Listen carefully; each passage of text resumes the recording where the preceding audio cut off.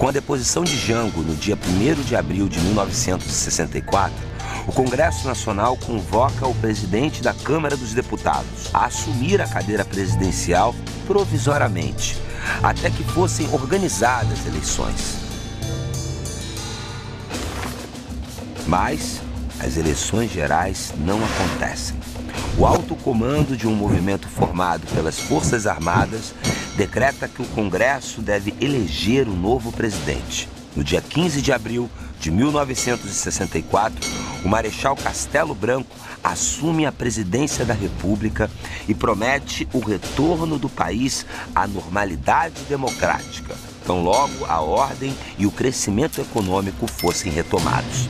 A posse do novo presidente tinha o apoio dos Estados Unidos. A junta militar e Castelo Branco iniciam a era dos autoritários atos institucionais. Dentre as medidas mais marcantes dos 4 primeiros atos, destacam-se a cassação de mandatos parlamentares, as eleições indiretas para governadores e para presidente, a proibição das greves e um controle severo dos salários e a dissolução de todos os partidos políticos, que são substituídos por 2 novos: a Aliança Renovadora Nacional, partido do governo, e o Movimento Democrático Brasileiro, partido de oposição. No fim de 1966, o presidente fecha o Congresso e uma nova Constituição é imposta. Castelo Branco afirmava querer transferir o governo aos civis, mas no fim de seu mandato é vencido por setores radicais do Exército. A chamada linha dura impõe a candidatura do Marechal Arthur da Costa e Silva, do Partido Arena, para as eleições indiretas no ano seguinte.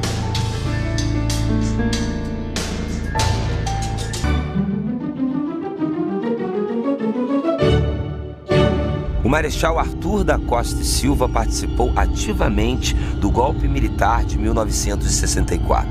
Ele é eleito presidente em outubro de 1966, em votação no Congresso Nacional. O governo lança o Programa de Desenvolvimento, que defendia uma participação maior do Estado na economia. Começa também um grande estímulo às exportações das multinacionais sediadas no Brasil, que deixavam de pagar vários impostos. O governo militar enfrenta um forte movimento de oposição por parte dos líderes políticos afastados e principalmente dos estudantes, que se revoltam com as medidas polêmicas para transformar o ensino público em privado. O movimento ganha a participação da classe operária. Em março de 1968, morre o estudante Edson Luiz em conflito com a polícia militar carioca. A revolta da população aumenta e os estudantes se organizam a passeata dos 100 mil no Rio de Janeiro. Jornais estrangeiros começam a denunciar a tortura aplicada em presos políticos. Na Câmara, um discurso histórico do deputado Márcio Moreira Alves, do Movimento Democrático Brasileiro, reforça as denúncias. Costa e Silva tenta cassar o mandato do deputado, mas é impedido pela Câmara. É aí que o presidente baixa o ato institucional de número 5. Munido do AI-5, Costa e Silva fecha o Congresso e caça deputados mesmo sem autorização.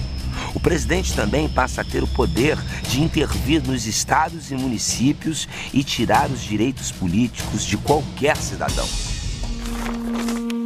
Enquanto o regime militar endurecia, a saúde de Costa e Silva começava a fraquejar. O Marechal se afasta da presidência em agosto de 1969 por complicações com uma trombose. Os militares impedem a posse de Pedro Aleixo, o vice-presidente civil. Uma junta militar composta por 3 ministros, Márcio de Souza Melo, Augusto Rademacher e Aurélio Lira Tavares, assume o poder. Eles baixam o ato institucional 14, que prepara a posse do general Médici e legaliza a pena de morte e a prisão perpétua contra o que chamam de guerra psicológica, revolucionária ou subversiva.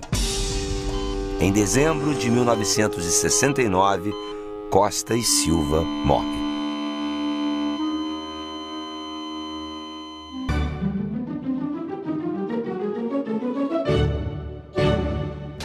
Com a doença do Marechal Costa e Silva em 1969, o general Emílio Garrastazu Médici é indicado pelo alto comando do Exército a assumir, por eleições indiretas, a presidência da República.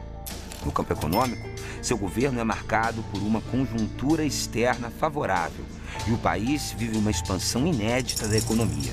Isso se reflete no Plano de Integração Nacional, que iniciou grandes obras, como as usinas hidrelétricas de Itaipu e Ilha Solteira e as rodovias Transamazônica, Cuiabá-Santarém e Manaus-Porto Velho.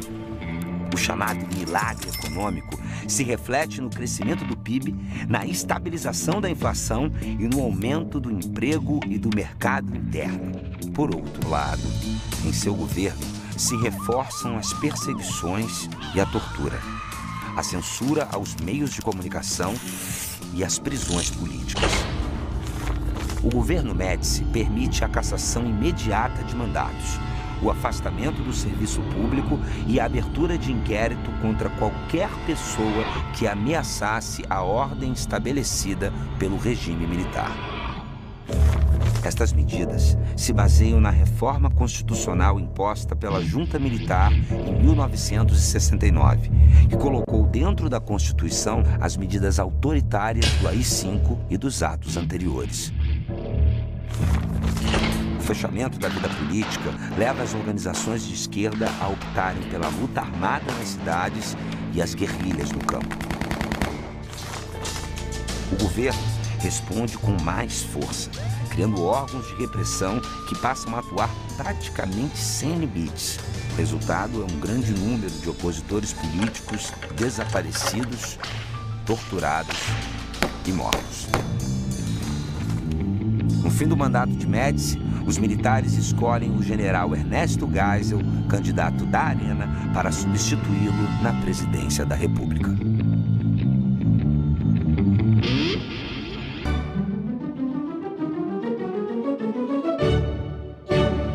O general Ernesto Geisel assume a presidência em março de 1974. Com o início de uma crise econômica e o aumento da insatisfação popular, ele busca diminuir a rigidez da ditadura militar. No primeiro ano, o governo libera a propaganda eleitoral, que estava proibida desde 1968. Os candidatos do Movimento Democrático Brasileiro, partido de oposição, conseguem vitórias importantes nos principais estados do país.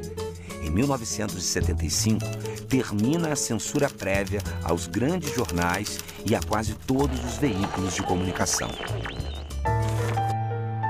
Mas as atitudes de abertura contrastam com momentos bem autoritários protagonizados pelo DOI-CODE, o Destacamento de Operações de Informações, órgão de repressão criado anos antes pelo regime militar. O governo de Geisel intensifica a repressão às organizações de oposição à ditadura. Entre as denúncias de tortura, um caso se destaca: o suposto suicídio por enforcamento do jornalista Vladimir Herzog no DOI-CODE de São Paulo. O episódio gera mais protestos e manifestações contra o governo.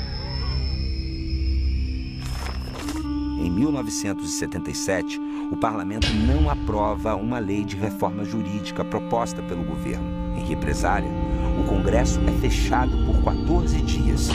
Os militares também lançam um conjunto de medidas que estabelece a eleição indireta dos governadores e o controle sobre a eleição de deputados e senadores. Na política externa, pela primeira vez, o governo militar abre mão de apoiar exclusivamente os Estados Unidos e passa a fazer novas alianças. Geisel estimula as relações comerciais e diplomáticas com a Ásia, África e Europa. O Brasil também reata com a China comunista e reconhece o primeiro governo democrático português após a ditadura de Salazar. O presidente deixa o poder em março de 1979, quando assume o general João Figueiredo. A última grande medida política de Geisel é a extinção do AI-5, o ato institucional mais repressor da ditadura.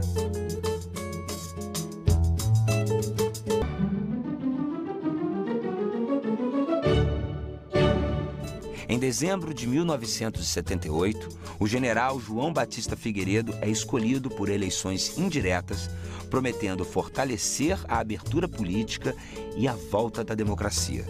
Figueiredo assume a presidência em 15 de março de 1979 e logo aprova a Lei de Anistia, que perdoava os responsáveis pelos crimes políticos cometidos durante a ditadura e permitia a volta dos exilados políticos ao Brasil. Em novembro de 1979, o Congresso aprova a nova Lei Orgânica dos Partidos, que permitia a criação de novos partidos políticos. Neste mesmo ano, uma nova crise internacional do petróleo e o aumento dos juros no mercado internacional levam o governo a congelar as importações de petróleo. A produção brasileira cai, a dívida externa aumenta e a inflação domina. A partir de 1978, os movimentos grevistas estouram pelo país. No ABC Paulista, se torna conhecida a paralisação dos metalúrgicos. Com as greves, vêm as demissões, os choques com a polícia e o exército, muitas intervenções em sindicatos e a prisão de suas lideranças.